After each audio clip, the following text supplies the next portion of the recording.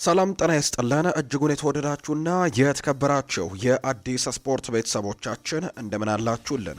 ከእናንተው ከሆነው ከአዲስ ስፖርት የዩቲዩብ ቻናላችን አዳዲስ ስፖርታዊ ጉዳዮችን ልናካፍላችሁ እነሆ ዛሬም በዕለተ ማክሰኞ የማለዳ የስፖርት መረጃ ሰዓታችን በድጋሚ ተገናኘን። ስለምታደምጡን፣ ስለምትከታተሉን ቆይታችሁም ከኛ ጋር ስለሆነ እጅጉን ከልብ አድርገን ነው የምናመሰግነው። በዛሬ ፕሮግራማችን የተለያዩ ስፖርታዊ ጉዳዮችን ወደ እናንተ እያደረስን ቆይታን እናደርጋለን። ከነዚህ መካከል ትልልቆቹን የአውሮፓ ክለቦች የተመለከቱ እጅግ በርከት ያሉ ስፖርታዊ ጉዳዮችን ወደ እናንተ እያደረስን ቆይታን የምናደርግ ነው የሚሆነው።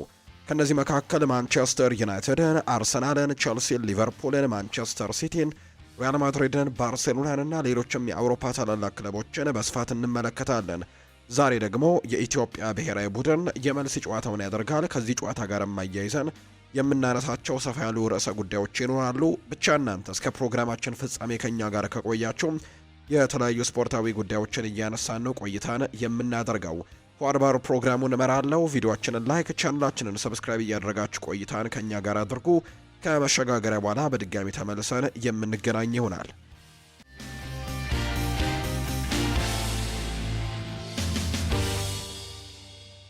የሀገር ውስጥ መረጃን በማስቀደም እንጀምር። የእነሱ አሰልጣኝ ይቀለበሳል ብሏል። እኛም የማይቀለበስበት መንገድን ይዘን እንገባለን ብለዋል። የኢትዮጵያ ብሔራዊ ቡድን አሰልጣኝ የሆኑት ዮሐንስ ሳህሌ ናቸው ይህንን ሀሳብ የሰጡት። የዋሊያዎቹ አሰልጣኝ የሆኑት ዮሐንስ ሳህሌ የተለያዩ ሀሳባቸውን ሰጥተዋል። በተለይ ዛሬ ቡድኑ ጨዋታ ያደርጋልና ከዛ ጨዋታ ጋር አያይዘው የተለያዩ ጉዳዮችን አንስተዋል። የዋሊያዎቹ አሰልጣኝ ዮሐንስ ሳህሌ ብሔራዊ ቡድኑ ዛሬ ያለመዘናጋት መጫወት እንዳለበት ጭምር ነው በሰጡት ቃልም የተናገሩት። የሳውቶሜና ፕሪንሲፔ አሰልጣኝ የሆኑት ሪካርዶ ሞንሳንቶ ውጤቱን መቀልበስ እንደሚችል ከቀናት በፊት መናገራቸው ተዘግቦ እንደነበር ይታወሳል። አሰልጣኝ ዮሐንስ ሳህሌ በበኩላቸው ጨዋታው አልቋል ማለት አይደለም፣ የእነሱ አሰልጣኝም የተናገረውን ሰምተናል ሲሉ ጭምር ነው ዮሐንስ ሳህሌ ተናገሩት። አክሎም አሰልጣኙ እንዳለው ጨዋታው ሊቀለበስ ይችላል፣ እኛ ደግሞ የማይቀለበስበትን መንገድ ይዘን መግባት አለብን ሲሉ ጭምር ነው የተናገሩት። ብሔራዊ ቡድኑ ጨዋታውን ለማሸነፍና ውጤቱን ለማስጠበቅ ማድረግ ያለበትን ነገር ለማድረግም ተዘጋጅተናል ሲሉ ጭምር ተናግረዋል። ጨዋታውን አሸንፈን ወደ ቀጣዩ ዙር ለመሄድም እንዘጋጃለን፣ ነገር ግን ስራ አለብን። 50 በመቶ ብንቀድማቸውም አለቀ ማለት ግን አይደለም። ምንም መዘናጋት አያስፈልግም፣ መጫወትም ይኖርብናል ሲሉ ጭምር ነው አሰልጣኝ ዮሐንስ ሳህሌም ሀሳባቸውን የሰጡት። የኢትዮጵያ ብሔራዊ ቡድን ዛሬ ጨዋታውን በደጋፊዎች ፊት ያደርጋል ተብሎ ነው የሚጠበቀው። ዛሬ በድሬዳዋ ስቴዲየም የሚደረገው የኢትዮጵያና የሳኦ ቶሜ ጨዋታ በዝግ እንዲካሄድ ካፍ ውሳኔ አሳልፎ እንደነበር የሚታወስ ነው። ይሁን እንጂ ካፍ በድጋሚ ከገመገመ በኋላ 10,000 ተመልካቾች በስቴዲየም ተገኝተው ጨዋታውን እንዲከታተሉ ውሳኔ አሳልፈዋል። የድሬዳዋ ከተማ አስተዳደርና የኢትዮጵያ እግር ኳስ ፌዴሬሽን የተሰጡ ግምገማዎችን በፍጥነት በማስተካከል ጨዋታው ለእግር ኳስ ወዳዱ ህብረተሰብ ክፍት እንዲሆንም ከፍተኛ ጥረት እንዳደረጉና ዛሬ ቢያንስ 10,000 ተመልካቾችም ሜዳ ገብተው መመልከት እንደሚችሉ ነው ካፍ ውሳኔውን እንዳሳለፈም የተነገረው። ስለዚህ ከዚህ በፊት ካፍ በዝግ ስቴዲየም እንዲደረግ ወይም ምንም አይነት ደጋፊ በሌለው ስቴዲየም ጨዋታው እንዲደረግ ወስኖ የነበረ ቢሆንም አሁን ግን ደጋፊዎች እንዲገኙ ውሳኔ እንደሰጠ ነው የተነገረው። አሰልጣኝ ዮሐንስ ሳህሌ ይናገራሉ። ጋቶች ፓኖም ለቅሶ ላይ ሆኖ ሁሌም ስለ ሀገሩ ነበር የሚያስበው ብለዋል አሰልጣኝ ዮሐንስ ሳህሌ። የዋሊያዎቹ አሰልጣኝ ዮሐንስ ሳህሌ ጋቶች ፓኖም ሀዘን ላይ ሆኖ ለሀገሩ ያሳየው ክብር ለሌሎች ተምሳሌት የሚሆን ነው በማለት ጭምር ይናገራሉ። ጋቶች ፓኖም ምንም እንኳን በወላጅ አባቱ ህልፈት ሀዘን ላይ ቢሆንም ከብሔራዊ ቡድኑ ጎን ነበር ሲሉ ነው የገለጹት። ጋቶች መልእክት እያላከም ሲያበረታታን ነበር ያሉት ዮሐንስ ሳህሌ እሱ ለሌሎችም አርአያ የሚሆንና ትክክለኛ ፕሮፌሽናልነትም የሚያሳየው ተጫዋች ነው ሲሉ አድንቀውታል። አክለውም ለሱ ትልቅ ክብር አለኝ፣ ሞሮኮ ባይሄድም ለቅሶ ላይ ሆኖ ሁልጊዜም ስለ ሀገሩ ክብር የሚያሳየው ነገር በጣም አስደንቆኛል ብለዋል። ይህ በእንዲህ እንዳለ አሰልጣኝ ዮሐንስ ሳህሌ የጋቶችን ድርጊት ከጋዜጠኞች እንጠብቀው ሲሉም ጭምር ነው የተናገሩት። ጋዜጠኞች መተቸት ብቻ ሳይሆን ጥሩ መመኘት የሚገባቸው ነበር፣ ምክንያቱም ሀገራዊ ጉዳይ ነው ሲሉ አሳዝኖኛልም ነው ያሉት። የቡድኑ አምበል ጋቶች ፓኖም በዛሬው ጨዋታ ላይ መሰለፉ ከመጨረሻው ልምምድ በኋላ እንደሚወሰን ነው ጭምር የተናገሩት። ወደ ልምምድ መመለሱን የምናስታውሰው ጉዳይ ነው። ወደ ውጭ ሀገር ስፖርታዊ መረጃዎቻችን በቀጥታም እናምራ። ክለቦችን የተመለከቱ ስፖርታዊ ጉዳዮችን ወደ እናንተ እናደርስ ወደ ቤተሰቦቻችን። አርሰናልን የተመለከቱ መረጃዎችን በማስቀደም ነው የምንጀምረው። ናይጀል ዊንተርበንግ ይናገራል ስለ ቡካዮ ሳካ ነው ይህንን ሀሳቡን የሰጠው። ከአቋም አንጻር ትንሽ የመቀዛቀስ ሁኔታ ተመልክቼበታለሁ ዘንድሮ። ሌላው ልንመለከተው የሚገባው ነገር ባለፈው የውድድር ዘመን 2 ጊዜ በዚህ የውድድር ዘመን ደግሞ 1 ጊዜ ጉዳት እንደገጠመው በደንብ ማስታወስም ይጠበቅብናል ሲልም ጭምር ነው ይህ ሰው ስለ ቡካዮ ሳካ ሀሳቡን እየሰጠ የሚገኘው። እኛ ደግሞ ከጉዳቱ ሙሉ ለሙሉ አገግሟል ብለን ነው የምናስበው። የአርሰናል አጫወት ይሆን ወይስ ደግሞ በሽግግር ወቅት በጣም እንዘገይ ይሆናል? በአብዛኛው ጊዜ ግን በሁለት ተጫዋቾች ለመያዝ ይሞከራል። የተጋጣሚ ቡድን ተጫዋቾች 2 ሆነው ነው ቡካዮ ሳካን ለመያዝ የሚሞክሩትና ይሄም ነገሩን በጣም ከባድ እንደሚያደርገው ጭምር አውቃለሁ ሲልም ጭምር ነው የተናገረው። ለእንደዚህ ያለ ከፍተኛ ደረጃ ላይ ስትሆን ወደፊት በምታደርገው እንቅስቃሴ ላይ የምትገመገመው የሁኔታ ለሱም ቢሆን ተስፋ የሚያስቆርጥ ጊዜ እንደሆነ እገምታለሁ ሲልም ጭምር ነው የተናገረው። ለኔ ይሄ ትችት አይደለም፣ ምክንያቱም ማንኛውም ሰው በአቋሙ ላይ ትንሽ መቀዛቀዝ ሊያጋጥመው ይችላልም ሲል ጭምር ነው የተናገረው። እኔ ጥያቄውን ወደ ሚኬል አርቴታና ቡካዮ ሳካ በመመለስም እሺ ወደምናውቀውና ወደምንችለው ከፍተኛ ብቃትህ እንዴት እንመልስህ ብዬም አስባለሁ ሲልም ጭምር ነው የተናገረው። ይሄ ምናልባት በቡድኑ አጫወት ላይ ወይም ደግሞ ቡካዮ ሳካ እንዲጫወትባቸው በሚጠየቅባቸው ቦታዎች ላይ ትንሽ ማስተካከያዎችን ለማድረግም ሊሆን ይችላል ተብሎ እንደሚታሰብ ነው መረጃው የወጣው። በአቋሙ ላይ መጠነኛ ቅናሽም ታይቶበታል። ይህ ደግሞ ትችት ሳይሆን ብዙ ሰዎች ሊመለከቱት የሚችሉት ግልጽ የሆነ ነገር ነው ሲልም ጭምር ነው የተናገረውና የተጫዋች በተለይ የጉዳቱ አንደኛው ተጽዕኖ ነው። ሁለተኛው ተጽዕኖ ደግሞ የተጋጣሚ ቡድን ተጫዋቾች እሱን ለመያዝ ሲመጡ 2 ሆነው መምጣታቸውም እዚህ ተጫዋች ላይ ተጽዕኖ ሳይፈጥርበት እንዳልቀረ ይህ ሰው ሀሳቡን ሰጥቷል። ሮይ ኬን የአርሰናል ተጫዋቾች ከዓለም አቀፍ ረፍት ጨዋታዎች ጥለው ስለመውጣታቸው ተጠይቆ ምላሹን ሰጥቷል። አርሰናልና ሚኬል አርቴታ ተጫዋቾችን ከዓለም አቀፍ ተግባራት ሲያስወጡ የተሰማውን ቁጣ አልገባኝም። በጉዳት ወይም በጥንቃቄ ምክንያት ብሔራዊ ቡድንን መልቀቅ አዲስ ነገር አይደለም ሲልም ነው ሮይ ኬን ሀሳቡን የሰጠው። አንዳንድ ሰዎች በተለይ የአርሰናል ተጫዋቾች የብሔራዊ ቡድን ስብስብን ጥለው በመውጣታቸው ምክንያት ትችቶችን እያቀረቡ እንደሚገኙ የሚያሳዩ መረጃዎች ናቸው እየወጡ የሚገኙትና ይህንን አስመልክቶ ነው ሮይ ኬን ሀሳቡን እየሰጠ የሚገኘው። ሮይ ኬን እንደሚናገረው አንዳንድ ሰዎች እነዚህ ተጫዋቾች ከብሔራዊ ቡድን ስብስብ ለምን ወጡ ብለው ማንሳታቸው ተገቢ አይደለም ሲልም ጭምር ነው ሀሳቡን እየሰጠም የሚገኘው። እኔም አልገባኝም ሲል ጭምር ይናገራል። ነገር ግን እንደዚህ አይነት ነገሮች መደረጋቸው ተገቢ ነው ወይም ደግሞ ያለ ነገር ነው ሲልም ጭምር ይናገራል። ሁላችንም አሌክስ ፈርጉሰን ከማንቸስተር ዩናይትድ ጋር በየዓመቱ ሲያደርገው አይተናል። እንደ ሩኒ፣ ሪዮ ፈርዲናንድ እና ሌሎች ቁልፍ ተጫዋቾች ከ45 ደቂቃ በላይ እንዳይጫወቱ ሲያደርጉ ከዚያም ደግሞ በዓለም አቀፍ ተግባራትም እንዳይሄዱ ወይም ከብሔራዊ ቡድኖቻቸው ጋር ሲሆኑ ደግሞ ጉዳትን በማስመሰልም ያስወጣቸው ነበር ሲልም የተናገረው። ማስረጃው በኢንተርኔት ላይ ተዘርግቷል ሲልም ጭምር ይናገራል። ማይክል አርቴታም ለጥንቃቄ ዓላማ ማድረግ ያለበትን ማድረግ አለበት። ለሶስትዮሽ ውድድር እየተወዳደረ ነው። እናም ሁሉም ተጫዋቾች ያስፈልጉታል። እናም እያደረገው ተግባር ያን ያክል የሚያስወቅሰው ነገር አይደለም ተጫዋቾቹን ለመጠበቅ ያደረገበት መንገድ ሲልም ጭምር የተናገረው። ነገር ግን ከዚህ በተቃራኒ ደግሞ ሀሳባቸውን የሰጡ ሰዎች አሉ። ለምሳሌ ያክል ጋብሪኤል አግቦላሆር አንደኛው ነው። ብሔራዊ ቡድኑን የሚለቅ ተጫዋች የክለቡ አንድ ጨዋታ መቅጣት አለበት ብለዋል አግቦላሆር ሲናገር። አርሰናል ደግሞ ልክ አልሰራም ሲልም ጭምር ነው የሚናገረው። የቀድሞው የእንግሊዝና የአስተን ቪላ ተጫዋች የነበረው ጋብሪኤል አግቦላሆር የአርሰናል ተጫዋቾች ብሔራዊ ቡድናቸውን እየለቀቁ መሄዳቸው ልክ አይመስለኝም ሲልም ጭምር ነው የገለጸው። እኔ በፕሪሚየር ሊጉ ኃላፊነት ቦታ ላይ ብሆን በዚህ ጉዳይ አዲስ ሕግን አስተዋውቅ ነበር ሲል ነው ጋብሪኤል አግቦላሆር የሚናገረው። አክሎም ብሔራዊ ቡድን የሚለቅ ተጫዋች የክለቡን ቀጣይ አንድ የሊግ ጨዋታ እንዲቀጣ አደርጋለሁ ሲልም ጭምር ነው የተደመጠው። ይህ ሕግ ቢወጣና ቢተገበር አንድም ተጫዋች ለቆ እንደማይወጣ አረጋግጥላቸዋለሁ ሲል ነው የተናገረው ጋብሪኤል አግቦላሆርና የአርሰናል በርከት ያሉ ተጫዋቾች አብዛኞቹ ግን ከጉዳት ጋር በተያዘና ምቾት ካለመሰማት ጋር በተያዘ በእንደዚህ አይነት ምክንያቶች ከብሔራዊ ቡድን ስብስብ ወደ 11 የሚያክሉ ተጫዋቾች ተቀንሰው እንደወጡ የምናስታውሰው ጉዳይ ነውና በዚህ ጉዳይ ላይ ነው ክርክሮች እየተነሱ የሚገኙት። ጋብሪኤል አግቦላሆርና አንዳንድ ሰዎች የአርሰናል ተጫዋቾች ያደረጉት ድርጊት ተገቢ አይደለም ብለው ሀሳባቸውን ይሰጣሉ። እንደ ሮይ ኪን ደግሞ ያሉ ደግሞ ሰዎች ደግሞ ከዚህ በፊት እንግዲህ ማንቸስተር ዩናይትድ ቤትም አሰልጣኝ ሰር አሌክስ ፈርጉሰን ሲያደርገው የነበረው ነውና ምንም የተለየ ነገር የለውም ሲልም ጭምር ነው ሀሳቡን ያጋራው። አንቶኒ ጎርደን የአርሰናል እቅድ እንደሆነ እየተነገረ ነው። አርሰናል በክረምቱ የተጫዋቾች የዝውውር መስኮት በተወሰኑ ቦታዎች ላይ ለውጦችን ያደርጋል ተብሎም ይጠበቃል። ከነዛ መሃል የፊት መስመሩና የተወሰኑ ቦታዎች ላይ ዝውውሮች ይፈጸማሉ ተብሎ ነው የሚጠበቀው። አርሰናል በተለይም በግራ ክንፍ የአጥቂ ቦታ ላይ ያሉበትን ክፍተቶች ለመሙላትም በክረምቱ ትልቅ እንቅስቃሴ ያደርጋል ተብሎ ይታሰባል። ማርቲኔሊና ትሮሳርድ ያን ያክል ለቦታው ላይ ጫና እየፈጠሩ ባለመሆኑ እነሱን መፎካከር የሚችልና ለቦታው ብቁ የሆነ ተጫዋችን ማምጣት ደግሞ ግድ ይላቸዋል።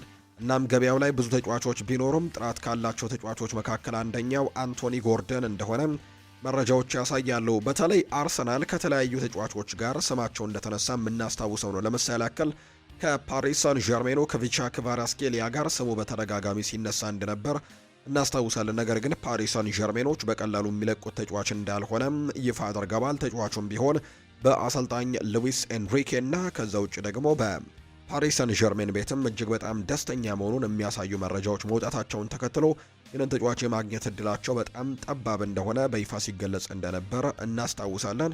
ስለዚህ አሁንም በድጋሚ ይህንን ተጫዋች የማግኘት እድላቸው ጠባብ ከመሆኑ ጋር በተያያዘ ሌላኛው ኢላማቸው አንቶኒ ጎርደን ሆኗል። ሌላኛው አርሰናል ስሙ በተደጋጋሚ ከነ ራፋኤል ሊያኦ፣ ኒኮ ዊሊያምስ ጋር ቢነሳም እስካሁን ግን ያን ያክል ገፍቶ የሄደበት ዝውውር እንደሌለ የተገለጸው። በክረምቱ ግን አዲስ የግራ ክንፍ አጥቂ እንደሚመጣ የሚጠበቅ ነገር እንደሆነ ነው መረጃዎች የሚያሳዩት። ስለዚህ አንቶኒ ጎርደንም ሌላኛው የአርሰናል ትልቁ ኢላማና ታርጌት ሊሆን እንደሚችል ነው የተገለጸው። ሌላኛው ኖኒ ማንድዌኬን የተመለከተ መረጃ ነው እየወጣ የሚገኘው። የእንግሊዛዊው የአርሰናል የፊት መስመር ተጫዋች ኖኒ ማንድዌኬ በብሔራዊ ቡድን ጨዋታ ጉዳት እንዳጋጠመው እናስታውሳለን።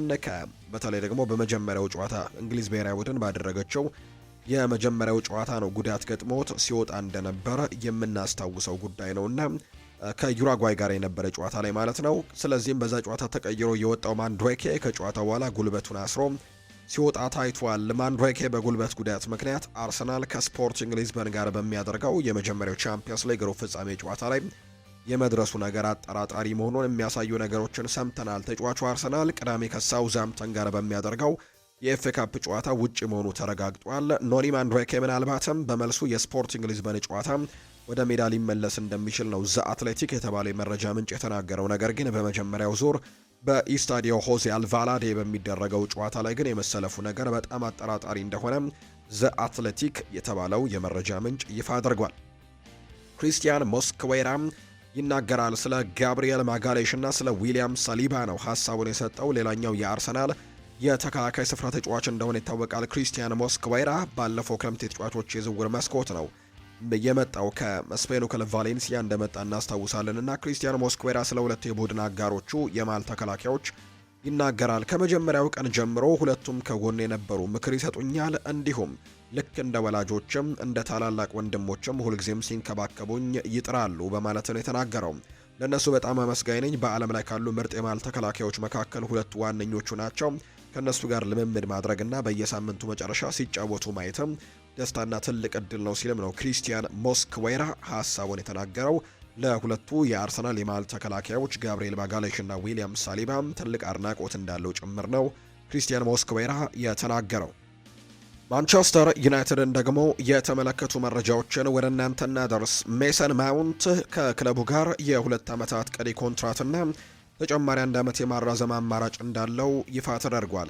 ማንቸስተር ዩናይትድ በዚህ ክረምት ትልቅ ውሳኔ ሊያደርግ ይችላል ተብሏል። ተጫዋቹን በመሸጥ ያወጣውን ወጪም በከፊል ለማስመለስም መሞከር ወይም ደግሞ ትክክለኛ ብቃቱን እንዲያወጣም ድጋፍ ማድረጋቸውን መቀጠል ከሁለቱ ምርጫዎች አንዱን መወሰን እንዳለባቸው ነው የተናገረው።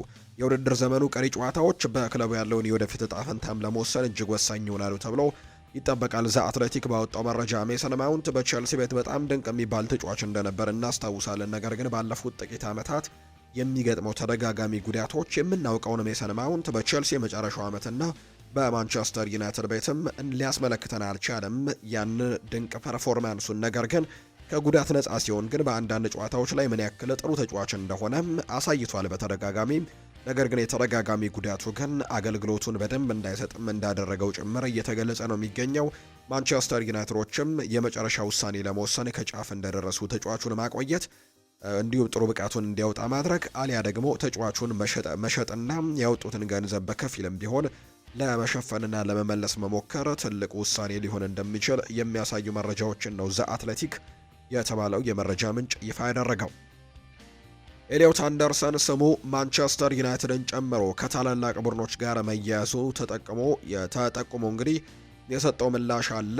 በእርግጥም በዚህ ክረምት የዓለም ዋንጫ አለን፣ ስለዚህም ደግሞ ሙሉ ትኩረቴ በዛ ላይ ይሆናል ሲልም ጭምር ነው ኤሊዮት አንደርሰን የተናገረው።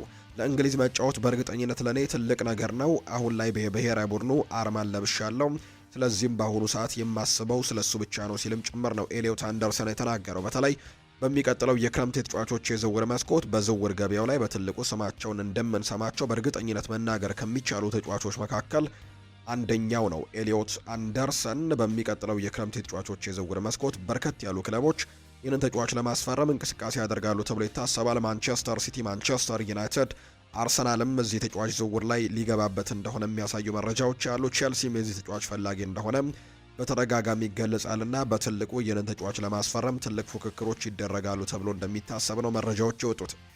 ሃሪ ማጓየር እስከ ሰኔ 2027 ድረስ በማንቸስተር ዩናይትድ የሚያቆየው አዲስ ኮንትራትን ለመፈረም መስማማቱን ታማኙ ፋብሪዚዮ ሮማኖ መረጃውን ይፋ አድርጓል። ስለዚህ ሃሪ ማጓየር በቀጣይ ዓመትም በማንቸስተር ዩናይትድ ቤት የምንመለከተው ይሆናል ተብሎ ነው የሚታሰበው። ጆሹዋ ዘርክዚ ይናገራል። ከኦልድ ትራፎርድ ድባብ በላይ የሚገርም ነገር ሌላ ቦታ ያለ አይመስለኝም ሲልም ጭምር ይናገራል። ከጨዋታ በፊት ዩናይትድ ሮድ የሚለውን መዝሙር ደግሞ ሲዘምሩ ዝም ብለህ ከእውነታው ዓለምም ትወጣለህ ሲልም ጭምር ይናገራል። እንዲያውም በጨዋታው መሃል አንዳንድ ጊዜ ራሴን ዞር ብዬ ስመለከትና በእውነት እኔ ኦልድ ትራፎርድ ላይ እየተጫወትኩኝ ነው ብዬ ሳስብ ራሴን አገኘዋለሁ። የልዩ ስሜት ነው፣ ሰውነትን የሚወር ስሜት አለው። ይህንን በቃላት መግለጽም በጣም ይከብዳል። ነገር ግን በጣም የሚያስደምም ጉልበት አለው። በስቴዲየም ውስጥ ከኛ በፊትም በዚህ ክለብ ለተጫወቱ ታላላቅ ከዋክብትና ታሪክም እንዲሁ የተቆራኘ ያለው ድባብም ይኖረዋል ሲልም ጭምር የተናገረው። በእንደዚህ አይነት ደጋፊዎች ፊት ደግሞ ወደ ሜዳ የመግባት እድልን ስላገኘው ለድሌ በጣም አመስጋኝ ብለዋል። ስቴዲየምም ሆነ ደጋፊው ልዩ ናቸው። በዚች ምድር ላይ እንዲህ አይነት ነገር ያለ አይመስለኝም ሲልም ጭምር ነው ጆሹዋ ዘርክዚ ስለ ኦልድ ትራፎርድ ድባብ የተናገረው። እንደኔ ሀሳብ ኦልድ ትራፎርድ ላይ ጎል ከማስቆጠር የቻለ ምንም ነገር የለም። እውነትም በአስደናቂ ስሜት እንዲሰማ ያደርጋል። ለዚህም አመስጋኝ ስቴዲየሙ እንዲሁም ደጋፊዎቹ ድንቅ ናቸው። በዚች ፕላኔት ውስጥም ከዚህ የተሻለ ቦታ ወይም ከዚህ የተሻለ ስሜትም ይኖራል ብዬ በጭራሽ አልጠብቅም ሲልም ጭምር ነው የተናገረው። ጆሹዋ ዘርክዚን የተናገረው በሚቀጥለው የክረምት ተጫዋቾች የዝውውር መስኮት ከማንቸስተር ዩናይትድ ጋር እንደሚለያይ በርከት ያሉ ዘገባዎች እየወጡ ይገኛሉ። በተለይ በማንቸስተር ዩናይትድ ቤት የሚፈልገውን የቋሚነት ተሰላፊነትን ቦታ ከዛ ውጭ ደግሞ የሚፈልገውን ያክል ደቂቃዎችን ማግኘት እንዳልቻለ በተደጋጋሚ ይነገራል።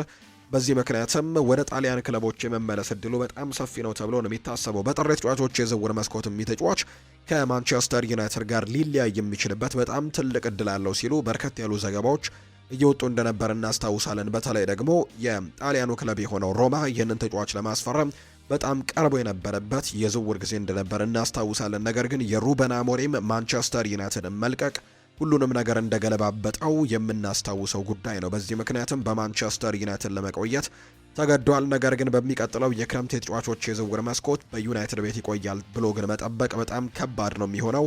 ዩናይትድ በዛ ቦታ ላይ ሌሎች ተጨማሪ ተጫዋቾችን ለማስፈረም እንቅስቃሴዎችን ያደርጋሉ። ከዛ ውጭ ደግሞ ጆሹዋ ዘርክዚም የመሰለፍ እድሎችን ወደሚያገኝበት በተለይ ብቃቱን ወዳሳየበት የጣሊያን ሴሪኤም ለመመለስ ትልቅ ፍላጎቶች ይኖሩታል ተብሎ ነው የሚጠበቀውና ይሄ የውድድር ዓመት ምናልባት በኦልድ ትራፎርድ የመጨረሻ የውድድር ዓመቱ ሊሆን እንደሚችል ነው ጆሹዋ ዘርክዚን በተመለከተ መረጃዎች እየወጡ የሚገኙት። ማንቸስተር ዩናይትድ የማይክል ካሪክን ስራ ቋሚ ለማድረግ ያለውን ስጋት በሚገባ ይገነዘቡታል። በተመሳሳይ ሁኔታ ተሹሞ የነበረው ኦሌ ጉናር ሶልሻየር የአሰልጣኝነት ዘመን የተጠናቀቀበት መንገድ እንዲሁም ጊዜያዊ አሰልጣኝን ቋሚ ሲደረግ በደጋፊውና በቡድን ውስጥም ሊፈጠር የሚችለው የስሜት ለውጥ ግምት ውስጥ በማስገባትም ውሳኔ የሚያሳልፉ እንደሆነ እየተናገሩ ይገኛሉ። ምንም እንኳን አሰልጣኝ ማይክል ካሪክ በማንቸስተር ዩናይትድ ቤት ከመጣ በኋላ ሩበን አሞሪምን ተክቶ ከመጣ በኋላ በጣም ጥሩ የሚባሉ ጊዜያቶችን በጊዜያዊ አሰልጣኝነት እያሳለፈ ይገኛል። ዩናይትድንም ወደ አውሮፓ ቻምፒየንስ ሊግ ሊመልሰው ከጫፍ የደረሰበት ጊዜ ላይ እንደምንገኝ የሚታወቅ ጉዳይ ነው። ነገር ግን ከዚህ በፊትም ኦሌ ጉናር ሶልሻየር ተመሳሳይ ነገር አድርገው ነበር። ወደ በምክትል ወይም በተጠባባቂ አሰልጣኝነት መጥተው በጊዜያዊነት እንዲረከቡ ተደርገው በጣም ጥሩ ውጤቶችን ካመጡ በኋላ በቋሚነት እንዲቀጠሩ ተደርገው እንደነበር እናስታውሳለን እና ያ ነገር እንዳልሰራ እናስታውሳለን። በድጋሚ በማይክል ካሪክ እንደዚህ አይነት ነገሮች ላይፈጠሩ ይችላሉ የሚሉ ነገሮች ይነሳሉ። ስለዚህ ማንቸስተር ዩናይትድ ምንም እንኳን ማይክል ካሪክ በማንቸስተር ዩናይትድ ቤት አሁንም ጥሩ ነገሮችን እየሰራ ያለ ቢሆንም ነገር ግን ያንን ነገር ግን መርሳት አይፈልጉምና አዳዲስ አሰልጣኞችን መመልከታቸውን ይቀጥላሉ ተብሎ ይታሰባል። ውሳኔው ግን በሙሉ በክረምት ነው ይወሰናል ተብሎ የሚታሰበው። ማይክል ካሪክም ግን ቋሚ አሰልጣኝ ሆኖ የመቀጠል እድል እንዳለው የሚያሳዩ መረጃዎች ያሉ፣ ነገር ግን ሌሎች አሰልጣኞች በማንቸስተር ዩናይትድ እቅድ ውስጥ አሉ። ከነዚህ መካከል ጁሊያን ናግልስማን የጀርመን ብሔራዊ ቡድን አሰልጣኝ አሁንም ከማንቸስተር ዩናይትድ ጋር ስሙ መነሳቱን እንደቀጠለ ነው የምንመለከተው። ከዛ ውጭ አንዶኒ ኢራኦላ የቦርንመዙ አሰልጣኝ አሁንም በማንቸስተር ዩናይትድ ዝርዝር ውስጥ ይገኛሉ። ኦሊቨር ግላስነርም እንዲሁ ይገኛሉ። ሌሎች አሰልጣኞችም ጭምር በማንቸስተር ዩናይትድ ቤት የሚመለከቷቸው አሰልጣኞች እንዳሉ ይታወቃል። የሮቤርቶ ዲዘርቢ ጉዳይ እንኳን ወደ ቶተንሃም ሆትስፐርስ ለማምራት ከጫፍ መድረሱ የሚታወቅ ጉዳይ ነውና እሱን የማምጣት እድላቸው በጣም ጠባብ እንደሆነ እየተነገረ ነው። ሌሎች አሰልጣኞችን ግን ለማምጣት በጣም ትልቅ ሙከራዎችን ያደርጋሉ። ማይክል ካሪክም በክለቡ ሊቀጥል የሚችልበት እድሉ እንዳለው ግን መርሳት እንደሌለብን ነው መረጃዎቹ እየጠቆሙ የሚገኙት። ሌላኛው የማንቸስተር ዩናይትድ የመጨረሻ መረጃችን የምናደርገው ማኑኤል ኡጋርቴን የተመለከተ ጉዳይ ነው። የዩቬንቱሱ የስፖርቲንግ ዳይሬክተር የሆኑት ማርኮ አንቶሎኒ ዩራጓይ አልጄሪያን በምትገጥምበት ጨዋታ ኡጋርቴን እንደሚከታተሉት ነው የተነገረው። በዛሬው ዕለት በዩቬንቱስ አሊያንዝ ስቴዲየም ዩራጓይ ከአልጄሪያ ጋር የወዳጅነት ጨዋታ ታደርጋለች። አሮጊቷ ከዚህ ቀደም 2 ጊዜ ተጫዋቹን ለማስፈረም ሞክራ ነበር ዩቬንቱሶች፣ አንዴ በስፖርቲንግ ሊዝበን እያለ አንዴ ደግሞ በማንቸስተር ዩናይትድ እያለ ባለፈው ዓመት የውሰት ጥያቄ አቅርበው እንደነበር የሚታወስ ጉዳይ ነው። ሆኖም ግን የተጫዋቹ በዛሬው ጨዋታ ላይ ብሩህ ብቃትን ካሳየ በዩቬንቱስ ዝርዝር ውስጥም ቁንጮ ደረጃ ላይ ሊቀመጥ እንደሚችል ነው ላጋዜታ ዴሎ ስፖርት እየተናገረ የሚገኘው። ስለዚህ የዩቬንቱስ መልማዮችና የዩቬንቱስ ዳይሬክተርም ጭምር በዛሬው ጨዋታም ዛሬ ዩራጓይና አልጄሪያ በሚያደርጉት ጨዋታም ይህንን ተጫዋች ለመከታተልም ስቴዲየም ይገኛሉ፣ አሊያንዝ ስቴዲየም ይገኛሉ ተብሎ ነው የሚጠበቀው። ሊቨርፑልን የተመለከቱ መረጃዎችን ወደ እናንተ እናደርስ። ሙሐመድ ሳላህ አሜሪካ መሄድ የለበትም ብለዋል ሆሳም ሐሰን ናቸው ይህንን ሀሳብ እየሰጡ የሚገኙት። የግብጽ ብሔራዊ ቡድን አሰልጣኝ የሆኑት ሆሳም ሐሰን ሙሐመድ ሳላህ በቀጣይ ወደ ደቡብ አሜሪካም ወይም ወደ አሜሪካ እንዳያቀና መክረውታል። ሳላህ ወደ አሜሪካ እንዳይሄድ እመክረዋለሁ ያሉት ሆሳም ሐሰን እዚያ ከሄደ የሚያስታውሰው ማንም ሰው አይኖርም ሲሉ ጭምር ነው የተናገሩት። በምሳሌነት ሊዮኔል ሜሲን የጠቀሱት አሰልጣኙ ሜሲ እዛ በመሄዱ አሁን ላይ ማንም የሚያስታውሰው የለም ሲሉ ጭምር የግብጽ ብሔራዊ ቡድን አሰልጣኝ የሆኑት ሆሳም ሐሰን ይናገራሉ። የሳዑዲ አረቢያ ሊግ ግን ጥሩ አማራጭ መሆኑን የገለጹት ሆሳም ሐሰን ጥሩ ምርጫ ነው፣ እንደ ሮናልዶ አይነት ጥሩ ስምን ይዘዋል፣ ስለዚህም ወደዚህ ቢመጣም የተሻለ ይሆናል ሲልም ጭምር ነው ሆሳም ሐሰን የሚናገሩት። እኔ በግሌ ግን በአውሮፓ እንዲቆይ ነው የምመክረው፣ ፓሪስ ሰን ዠርሜን፣ ባየር ሚኒክና የአውሮፓ ክለቦች እንደሚፈልጉት ሰምቻለሁ ሲሉ የግብጽ ብሔራዊ ቡድን አሰልጣኝ የሆኑት ሆሳም ሐሰን ይናገራሉ። እንግዲህ ይህንን ሀሳባቸውን በሰጡ በደቂቃዎች ልዩነት ነው በተለይ በባየር ሚኒክ ቤት ሁሌ ምላሾች እንደሚሰጡ ይታወቃል። የሆኑ ነገሮች በተፈጠሩ ቁጥር ባየር ሚኒክ ለምላሾች በጣም ፈጣን እንደሆነ እየተመለከትን እንገኛለን እና ይህን አስተያየት ሆሳም ሐሰን እንደሰጡ ወይም ደግሞ ባየር ሚኒክ እና ፓሪስ ሰን ዠርሜን እንደሚፈልጉ ታውቃለሁ፣ በአውሮፓና እዛው አውሮፓ ላይ እንዲቆይ መክረዋለሁ ካሉ በኋላ ሆሳም ሐሰን የባየር ሚኒኩ ሀሳባቸውን ሰጥተዋል። ዳይሬክተር የሆኑት ማክስ ኤርበር ናቸው ሀሳባቸውን የሰጡት። የግብጽ ብሔራዊ ቡድን አሰልጣኝ ሆሳም ሐሰን ባየር ሚኒክ መሐመድ ሳላህን ለማስፈረም ጠይቋል ብለው ተናግረው ነበርና ይሁን እንጂ የባየር ሚኒክ ስፖርቲንግ ዳይሬክተር የሆኑት ማክስ ኤርበር የአሰልጣኙን አስተያየት ውድቅ አድርገውታል። ባየር ሚኒክ መሐመድ ሳላህን ለማስፈረም ምንም ጥያቄ አላቀረበም ሲሉ ጭምር ነው ማክስ ኤርበር ሀሳባቸውን እንደሰጡ የተነገረው። የመሐመድ ሳላህ ቀጣይ ማረፊያ ግን ምናልባት የሳዑዲ ፕሮ ሊግ ክለቦች አሊያም ወደ ሜጀር ሊግ ሶከርም ሊሆን የሚችልበት እድል እንዳለም የሚያሳዩ ነገሮች አሉ። በአብዛኛው ግን ወደ ሳዑዲ ፕሮ ሊግ ለማምራት እድሎች ይኖሩታል ተብሎ ይታሰባል። ምክንያቱም ከዚህ በፊት በርከት ያሉ የሳዑዲ ፕሮ ሊግ ክለቦችና አልኢቲሃድ ሌሎችም ክለቦች እነ አልናስርም ጭምር ተጫዋቹን ለማስፈረም እንቅስቃሴዎችን ሲያደርጉ እንደነበር እናስታውሳለን። ስለዚህም በቀጣይ መሐመድ ሳላህ ወደ ሳዑዲ ፕሮ ሊግ የማምራት እድሉ ሰፋ ያለ ነው ተብሏል። ሞሳላ ቅዳሜ ከማንቸስተር ሲቲ ጋር በሚደረገው የኤፍኤ ካፕ ሩብ ፍጻሜ ጨዋታም ለሊቨርፑል ለመጫወትም ብቁ እንደሚሆን በርካቶች ይጠብቃሉ ተብሏል። ስለዚህ በኤፍኤ ካፕ ጨዋታ ላይ ይመለሳል ተብሎ ይታሰባል። መሐመድ ሳላህን በተመለከተ አሌክዛንደር ኢሳክ በዚህ ሳምንት መጨረሻ ላይ የቡድን ልምምዱን እንደገና እንደሚቀላቀል ተስፋ እንዳለ የሚያሳዩ መረጃዎች አሉ። ፖል ጆይስ እንደሚናገረው አሌክዛንደር ኢሳክ በዚህ ሳምንት የቡድን ልምምዱን እንደሚቀላቀል ነው የሚጠበቀው ብለዋል። በሳምንቱ መጨረሻ ከሲቲ ጋር ለሚደረገው ጨዋታ ዝግጁ ሊሆን ይችላል። ነገር ግን ረቡዕ ዕለት ግን በፓሪስ ሳን ዠርሜን የሚደረገው የቻምፒየንስ ሊግ የሩብ ፍጻሜ ጨዋታ ላይ ግን ለመመለሻው የበለጠ ተጨባጭ ቀን እንደሆነ ጭምር ይቆጠራል ሲሉ ነው የተናገሩት አሰልጣኝ አርነ ስሎት። ስለዚህም አሌክዛንደር ኢሳክ ወደ ሜዳ የሚመለስበት ጊዜ በጣም እየቀረበ እንዳለ ጭምር የሚያሳዩ መረጃዎች በትልቁ እየወጡ ይገኛሉ። የቀድሞ የሊቨርፑል ግብ ጠባቂ አንዲ ይናገራል። ስለ አሊሰን ቤከር ነው ሀሳቡን የሰጠው። እሱ ጎት ነው ሲሉ ይናገራሉ። እሱ እስካሁን ካየኋቸው ግብ ጠባቂዎች ሁሉ ምርጡ ግብ ጠባቂ ይመስለኛል ሲልም ጭምር የተናገረው። ለአሰልጣኞቹ ብዙ ጊዜ ደግሞ እንዲህ እላቸዋለሁ፣ አሊሰንን ተመልከቱ፣ ይህንን አሊሰን ተመልከቱት፣ ምክንያቱም ለኔ ፍጹም ምርጡ ግብ ጠባቂ አሊሰን ቤከር ነው ብዬ በጣም በርካታ ጊዜ ነግሬያቸዋለሁ። እሱ የግብ ጠባቂዎች ጎት ነው ሲልም ጭምር ነው ሀሳቡን እየሰጠም የሚገኘው። የቸልሲን ጉዳዮች ደግሞ ወደ እናንተ እናደርስ። የቸልሲ ቅጣትና የእግር ኳሱ ምላሽ ስንመለከት ዘ አትሌቲክ ያወጣው መረጃ አለ። ቸልሲ ታዋቂ ተጫዋቾችን ለማስፈረም ሲል ለሶስተኛ ወገኖች 36 የተደበቁ ክፍያዎችን ወይም ሂድን ፔመንትስ በመፈጸሙ ምክንያት የ10 ሚሊዮን ፓውንድ የገንዘብ ቅጣትና የ1 ዓመት የገደብ የታገደ ደግሞ የዝውውር እገዳ ተጥሎበታል። ታዲያ የእግር ኳሱ ዓለም ስለዚህ ቅጣቶች ምን ያስባል የሚሉ ጥያቄዎችን አንስቶ ነበር። ይህንን ለማወቅ ጋዜጠኛ ጆርዳን ከ12 በላይ ከሚሆኑ የክለብ ከፍተኛ አመራሮች ጋር እንዲሁም ገለልተኛ የስፖርት ሕግ ባለሙያዎች ጋር ተነጋግሯል። ከምላሾቹ አንድ ወጥ የሆነ ሀሳብ ተገኝቷል። አንድ ታዋቂ የሕግ ባለሙያ ነገሩን ሲያጠቃልሉትም ለተጣለው ቅጣት ሊጠቅም የሚችለው ቃልም በጣም የቀለለ የሚለውን ጉዳይ ነው ብለውታል። ይህ ማለት አብዛኞቹ የሕግና የስፖርት ሰዎች ቅጣቱ ከተፈጸመው ጥፋት አንጻር ሲታይ በጣም አነስተኛና ለክለቡ ያደላ የሚል እምነት እንዳላቸው ጭምር ነው ዘ አትሌቲክ የተባለው የመረጃ ምንጭ ይፋ ያደረገው። ሌላኛው የምናነሳው ጉዳይ ደግሞ ኤንዞ ማሬስካ የሰጠውን ሀሳብ ነው። አሁንም ለንደን ውስጥ ነው የምገኘው ብለዋል ኤንዞ ማሬስካ ሲናገሩ፣ ልጆቼ ትምህርት ቤት ስለሆኑ የትምህርት ዘመኑ እስኪጠናቀቅ ድረስም እዚሁ ለመቆየት የግዴታ ወስነናል። ከዚህ ቀደም እንደነገርኳችሁ በሚቀጥለው የውድድር ዘመን አዲስ ፈተናን ለመጋፈጥ ወደ አሰልጣኝነቱ ለመመለስም በጉጉት ጠብቃለሁ ሲልም ነው ኤንዞ ማሬስካ የተናገረው። ቼልሲዎች ኤንዞ ማሬስካን የናፈቁ ይመስላሉ። ባለፈው የውድድር ዓመት 2 ዋንጫዎችን ከቼልሲ ጋር ማሳካቱን የምናስታውሰው ጉዳይ ነው። የኮንፈረንስ ሊግና ከዛ ውጭ ደግሞ ሌላኛውን የዓለም ክለቦች ዋንጫን ማሳካቱን እናስታውሳለን እና ከዛ በኋላ ግን በዚህ የውድድር ዓመት አጋማሽ አካባቢ ላይ ተሰናብቶ በሊያም ሮስኒየር መተካቱን የምናስታውሰው ጉዳይ ነው። በርከት ያሉ የቼልሲ ደጋፊዎቹ ብቻ ሳይሆኑ ተጫዋቾችም መካከል ክፍፍሎች ተፈጥረዋል። አንዳንዶች አሰልጣኝ ኤንዞ ማሬስካ መሰናበት አልነበረበትም ብለው ሀሳብ እንዳላቸው ይነገራል። ከነዛ መካከል ኤንዞ ፈርናንዴዝ እና ኮል ፓልመር እንዳሉበት የሚያሳዩ መረጃዎች እየወጡ ይገኛሉ። በአጠቃላይ ግን ኤንዞ ማሬስካ አሁንም በለንደን እንደሚገኝ የሚያሳዩ መረጃዎች ናቸው የወጡት። ማርካ ይዞት የወጣው መረጃ እንደሚያሳየው ከሆነ ደግሞ ሮድሪ ወደ ሪያል ማድሪድ አይሄድም ብሏል። በአብዛኛው ይህ መረጃ አለ ሲልም ነው የተናገረው። እና ከቼልሲ ጋር ምን ያገናኘዋል ካላችሁም ሮድሪ የማይሄድ ከሆነ የፍሎሬንቲኖ ፔሬዝ የመጀመሪያ ምርጫ ከሮድሪ ይልቅ ኤንዞ ፈርናንዴዝ ነው እየተባለ ይገኛል።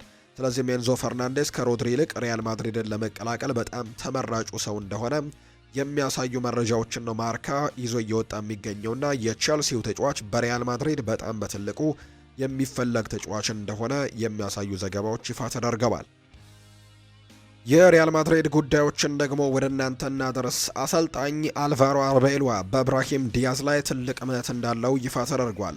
ተጫዋቹም በመልበሻ ክፍሉ እንደ ቁልፍ የቡድኑ አካልም ይቆጠራል ተብሏል። ብራሂም አሁን ላይ በማድሪድ ደስተኛ ሲሆን ክለቡን የመልቀቅ ምንም አይነት ደግሞ ፍላጎት እንደሌለው ነው መረጃዎች እየወጡ የሚገኙት። አልቫሮ አርቤሎአ በአብራሂም ዲያዝ ላይ ትልቅ እምነት እንዳለው የሚያሳዩ መረጃዎችም እየወጡ እንደሚገኝ ነው ዘገባዎች እየወጡ የሚገኙት። ኬሊያን ምባፔ ይናገራል። በስፔን እኔ አልጫወትም ብለው ትንሽ ተጨንቀዋል። በቀጥታ ወደ ዓለም ዋንጫ የሚሄድ ይመስላቸዋል። ነገር ግን ወደ ዓለም ዋንጫው በጥሩ ብቃት ለመመለስ ግን ከሁሉ የተሻለው መንገድ ከክለቤ ሪያል ማድሪድ ጋር ሁሉንም ነገር ማሸነፍ ነው። ስለዚህም በርካቶች ለፈረንሳይ ብሔራዊ ቡድን ዝግጅት ስል በክለቤ ሪያል ማድሪድ ጨዋታዎችን ላላደርግ እንደምችል እየገመቱ ይገኛሉ። ይሄ ግን በጣም የተሳሳተ ነው ሲልም ጭምር ነው ኬሊያን ምባፔ የተናገረው። እኔ በሪያል ማድሪድ ስኬታማ ሆኜ ነው ወደ ፈረንሳይ ብሔራዊ ቡድን መቀላቀልና ወደ ዓለም ዋንጫው መጓዝ የምፈልገው ሲልም ጭምር ኬሊያን ምባፔም ይናገራል። ኤንድሪክ፣ ኒኮፓዝ እና ቪክተር ሙኞዝ ሁላቸውም በዚህ ክረምት ወደ ሪያል ማድሪድ ይመለሳሉ ተብሏል። ከቡድኑ ጋር የቅድመ ውድድር ዝግጅት ወይም ፕሪሲዝን የሚያደርጉ ሲሆን ከዚያ በኋላ ስለ ወደፊት ቆይታቸው ውሳኔ ይወሰናል ተብሎ ይታሰባል። እነዚህ 3 ተጫዋቾች በተለያዩ ክለቦች በጣም ጥሩ የሚባል የውድድር ዓመትን እያሳለፉ ነው በውሰት ባመሩባቸው። በእርግጥ የኒኮ ፓዝ የውሰት ዝውውር አይደለም፣ ነገር ግን ለኮሞ ሲሸጡት ያካተቱት አንቀጽ አለ። መልሶ ለማግኘት በጣም ጥቂት ገንዘቦችን ብቻ ሪያል ማድሪድ መክፈል ይጠበቅበታል። ስለዚህም ያንን ነገር ከፍሎ እንደሚያመጡት እርግጠኛ ስለሆኑ ነው እነዚህን ተጫዋቾች ወደ ሪያል ማድሪድ ይመለሳሉ፣ በፕሪሲዝንም ቡድን ውስጥ ይካተታሉ ተብሎ ነው የሚታሰበው። ካርሎ አንቸሎቲ ተናግረዋል። ቪኒሲዮስ ጁኒየር ደህና ነው፣ ዛሬ ይጫወታል ሲሉ ተናግረዋል። ካርሎ አንቸሎቲ ቀጥሉና ኤንድሪክ የሴሌሳኦ የወደፊት ተስፋ ነው ሲሉ ጭምር ተናግረዋል። ሂደቱን በጣም በቅርበት እየተከታተል ነው። ሴሌሳኦ ማለት የብራዚል ብሔራዊ ቡድን ቅጽል ስም ነውና የብራዚል ብሔራዊ ቡድን ተስፈኛው ተጫዋች ነው ወይም ደግሞ የቀጣዩ ተስፋቸው ኤንድሪክ ነው ሲልም ጭምር ነው ካርሎ አንቸሎቲ የተናገሩት። ሉካ ሞድሪች እስካሁን ካሰለጠንኳቸው ተጫዋቾች መካከል አንዱና ምርጡ ነው ሲሉ ጭምር ተናግረዋል። እሱ ልዩ ነው፣ በእግር ኳስም ገበያ ውስጥም እንደሱ ያለ ተጫዋችም የለም፣ እጅግ በጣም ድንቅ ባለሙያና የእግር ኳስ ልዩ ፍቅር ያለው ሰው ነው ብለውታል። ሉካ ሞድሪች ፍጹምና ዘመናዊ የአማካይ ተጫዋች በመሆኑ በማንኛውም የአማካይ ክፍል ቦታ ላይ መጫወት የሚችል ድንቅ ተጫዋች ነው ሲልም ጭምር ነው ያሞካሸው አሰልጣኝ ካርሎ አንቸሎቲ ነው ስለ ሉካ ሞድሪች ሀሳባቸውን የሰጡት። ኦሪዮል ሹዋሜኒ በላሊጋና በቻምፒየንስ ሊግ ከ90% በላይ ወይም ከ90 በመቶ በላይ የማቀበል ስኬት ወይም ፓስ አኪውሬሲ በማስመዝገብ በሪያል ማድሪድ ስብስብ ውስጥ ከፍተኛው የኳስ ቅብብል ያደረገ ተጫዋች የሚለው ቁጥር ላይ በአንደኝነት ተቀምጧል። በላሊጋው በ26 ጨዋታዎች 1246 ኳሶችን ሲያቀበል የ91.4 በመቶ የማቀበል ስኬትም ወይም ፓስ አኪውሬሲ እንዳለውን የተነገረው። በቻምፒየንስ ሊግ 600 ኳሶችን ሲያቀበል የ92 በመቶ የቅብብል ስኬትም እንዳለው ጭምር የሚያሳዩ መረጃዎች ናቸው ማርካ የተባለው የመረጃ ምንጭ ይፋ ያደረገው። ሪያል ማድሪድ በክረምቱ የዝውውር መስኮት ሰዎች በስፋት ከሚያውቋቸውና በተደጋጋሚ ስማቸው ሲጠራ ከሚሰሟቸው እንደ ኤንድሪክ፣ እንደ ኒኮ ፓዝ እና ቪክተር ሙኞዝ የመሳሰሉ በውጭ ክለብ ከሚጫወቱ ወጣት ተጫዋቾች በተጨማሪ እምብዛም ወይም በተደጋጋሚ ስማቸው ሚዲያ ላይ የማይቀርቡ ነገር ግን አስደናቂ ብቃት ያላቸው ሁለት ደግሞ ወጣት ሴንተር ባክ እና ዲፌንሲቭ ሚድፊልደር ተጫዋቾችም አሉት ተብሏል። እንደ አንደኛው ጃኮብ ራሙን ሲሆን በአሁኑ ወቅት በሴሪኤው ለሚገኘው ኮሞ በቋሚ ዝውውር እየተጫወተ ይገኛል። ሆኖም ሪያል ማድሪድ በውሉ ላይ በሰፈረው ውል መሰረትም ተጫዋቹን በ8 ሚሊዮን ዩሮ ለማስመለስም እድሉ አለው። ክለቡ በክረምቱ አዲስ የመሃል ተከላካይ ማስፈረም ካልቻለ ይህንን ተከላካይ የመመለስ እቅድ እንዳለው ጭምር የተነገረው። ሁለተኛው ቼማ አንድሪያስ ይባላል። ይህ ተከላካይ አማካይ በጀርመን ስቱትጋርት ቤት ጥሩ ጊዜን እያሳለፈ ነው የሚገኘው። ሆኖም ግን ራሞን አልቫሬዝ በሰጠው መረጃ መሰረትም ከሆነ ቼማን ለሌላ ተጨማሪ ዓመትም ከቡድኑ ውጭ ቆይቶ ተጨማሪ ልምድ እንዲቀስም የሚደረግበት ትልቅ እድል እንዳለ የሚያሳዩ መረጃዎች ናቸው ይፋ ያደረጉት። የመረጃ ተአማኒነቱ 30 በመቶ እንደሆነ የሚነገርለት ዘገባ እንደገለጸው ከሆነ ኮል ፓልመር በክረምቱ የዝውውር መስኮት ቸልሲን የሚለቅ ከሆነ ሊቀላቀላቸው የሚችሉ 3 የአውሮፓ ክለቦችም አሉ ተብሏል። ማንቸስተር ዩናይትድ አንደኛው ነው። ፓልመር በልጅነቱ የዩናይትድ ደጋፊ እንደነበር የሚታወቅ ሲሆን ክለቡም የፊት መስመሩን ለማጠናከር ተጫዋቹን ቀዳሚ ኢላማ ሊያደርገው እንደሚችል ይፋ ተደርጓል። ሌላኛው ባየር ሚኒክ ነው። የጀርመኑ ኃያል ክለብ ወጣትና ተሰጥኦ ያላቸው ተጫዋቾችን የመሰብሰብ ልምድ ስላለው ፓልመር ወደ ቡንደስሊጋው የመውሰድ ፍላጎቱ አላቸው።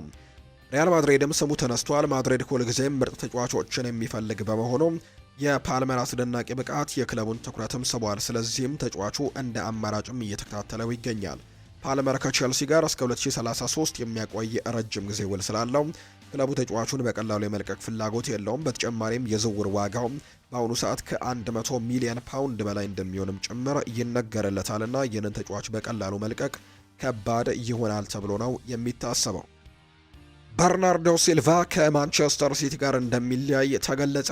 ፖርቱጋላዊው አማካይ በርናርዶ ሲልቫ በውድድር ዓመቱ መጨረሻ ከማንቸስተር ሲቲ ጋር ለመለየት መወሰኑ ይፋ ተደርጓል። በርናርዶ ሲልቫ አሁን ላይ ትኩረቱ የውድድር ዘመኑን በማጠናቀቅ ላይ መሆኑ ተነግሯል። ከዛም በኋላም ስለ ቀጣይ ማረፊያውን ማሰብ እንደሚጀምር ነው ፋብሪዚዮ ሮማኖ የተናገረው። ተጫዋቹ በቀጣይ በነፃ ለማስፈረም የአውሮፓ አሜሪካና የሳዑዲ አረቢያ ክለቦችም ፍላጎት አሳይተውበታል። በርናርዶ ሲልቫ በማንቸስተር ሲቲ ባሳለፋቸው 9 ዓመታት 6 የፕሪሚየር ሊግ እና 1 የቻምፒየንስ ሊግ ዋንጫን ጨምረው ሌሎችም የሀገር ውስጥ ዋንጫዎችን ማሳካት ችሏል። ጥሩ የሚባል የውድድር ዓመታትን በማንቸስተር ሲቲ ቤት ያሳለፈውና የአሁኑ የማንቸስተር ሲቲ ካፕቴን የሆነው ይህ ተጫዋች በቀጣይ የውድድር ዓመት በማንቸስተር ሲቲ ቤት እንደማንመለከተው ነው መረጃዎች ይፋ የሆኑት። ሁሉም ተጫዋቾች ለቀናት ከሜዳ ይርቃሉ ብለዋል ቶማስ ቱሄል። የሶስቱ አናብስት አሰልጣኝ ቶማስ ቱሄል ከብሔራዊ ቡድን የለቀቁት ተጫዋቾች ለተወሰኑ ቀናት ከሜዳ እንደሚርቁ ነው በይፋ የተናገሩት። ሁሉም ተጫዋቾች መጫወት ፈልገው ነበር ያሉት ቶማስ ቱሄል፣ ነገር ግን አደጋውን ተጋፍጦ ማጫወት ግን ምክንያታዊ አይደለም ሲሉ ነው ቲቲ የሚናገሩት። ኖኒ ማንዱዌኬ በብሔራዊ ቡድኑ ሕክምና ቡድን መገምገሙን የገለጹት አሰልጣኙም ውጤቱ በሚሰማው ስሜት ላይ የተሻለ ነው ሲሉ ጭምር ተናግረዋል። ቶማስ ቱሄል አያይዘውም ቡካዮ ሳካና ዴክላን ራይስ ወደ ክለባቸው የተመለሱት ለጥንቃቄ እንደሆነም ገልጸዋል። ሶስቱም ለተወሰኑ ቀናት ከሜዳ እንደሚርቁ እርግጠኛ ነኝ ሲሉ ጭምር የተናገሩትና ሁሉም ተጫዋች መጫወት ፈልጎ ነበር፣ ነገር ግን ሪስክ መውሰድ አልፈለግንም፣ ህመም ስላለባቸው ማጫወቱ ተገቢ ነው ብለን አላሰብንም ሲልም ጭምር ነው ቶማስ ቱሄል የተናገረው። ሮቤርቶ ዲዘርቢም ወደ ቶትናም ለማምራት ቀርቧል ተብሏል። ቶትናም አሰልጣኝ ሮቤርቶ ዲዘርቢን በኃላፊነት ለመሾም በጥሩ ንግግር ላይ መሆናቸው ይፋ ተደርጓል። ቶትናም ሮቤርቶ ዲዘርቢን የውድድር ዓመቱ ሶስተኛው አሰልጣኝ አድርጎ ለመቅጠርም መቃረሙን ነው መረጃዎች የወጡት። ያለ ስራ የሚገኙት ጣሊያናዊው አሰልጣኝ ሮቤርቶ ዲዘርቢ በክለቡ የረጅም ጊዜ ኮንትራት እንደቀረበላቸው ይፋ ተደርጓል። አሰልጣኝ ሮቤርቶ ዲዘርቢ ኃላፊነቱን የሚረከቡ ከሆነ ከፕሪሚየር ሊጉ ከፍተኛ ተከፋይ አሰልጣኞች መካከልም አንዱ ይሆናሉ ተብሎ ነው የሚታሰበው።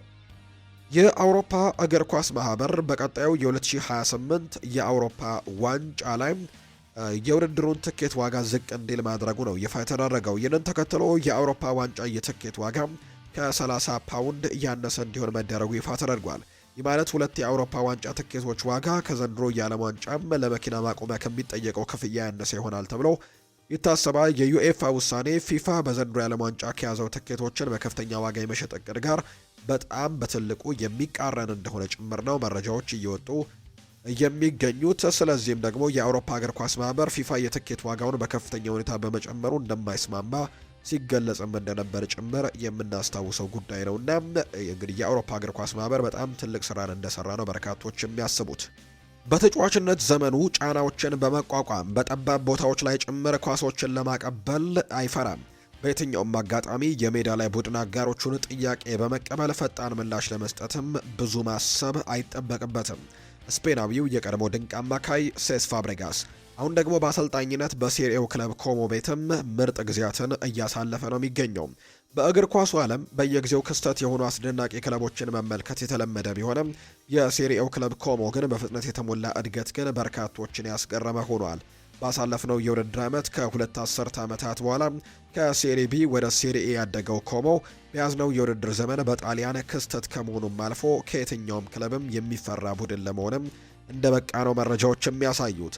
በተጫዋችነት ዘመኑ አዝናኝ እግር ኳስን በመጫወት በሚታወቀው ሴስ ፋብሬጋስ የሚመራው ክለቡ ከውጤቶች ባለፈ ከፍተኛ ጉልበትን ጨምሮ ጠንካራ የመከላከል ፍልሚያንም በሚታይበት የጣሊያን እግር ኳስ ውስጥ ምርጥ የጨዋታ አቀራረብን በማሳየትም ትኩረት እንደሳበ ጭምር ይነገራል።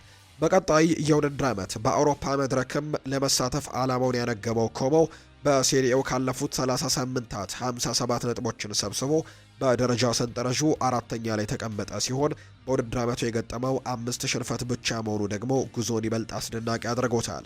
የ38 ዓመቱ አሰልጣኝ ሴስ ፋብሬጋስ በጣሊያን በበርካታ ክለቦች የተለመደውና ቅድሚያ ጥንቃቄ በሚያረጋግጡበት የ3-5-2 አሰላለፍን ወደ ጎን በመተው ተለዋዋጭ የሆነ የማጥቃት መንገድን በ4-3-3 እንዲሁም በ4-2-3-1 በመጠቀምም አዝናኝ እግር ኳስን ተጫውቶ ውጤት ማግኘት እንደሚቻል ለጣሊያን የእግር ኳስ ሰዎችም እያሳያቸው ይገኛል። ከወዲሁ የበርካታ የአውሮፓ ክለቦችን ትኩረት የሳበው ፋብሬጋስ በቀጣይ ትልቅ ክለብ የሚረከብበት እድል ሰፊ ስለመሆኑ እየተገለጸ ነው።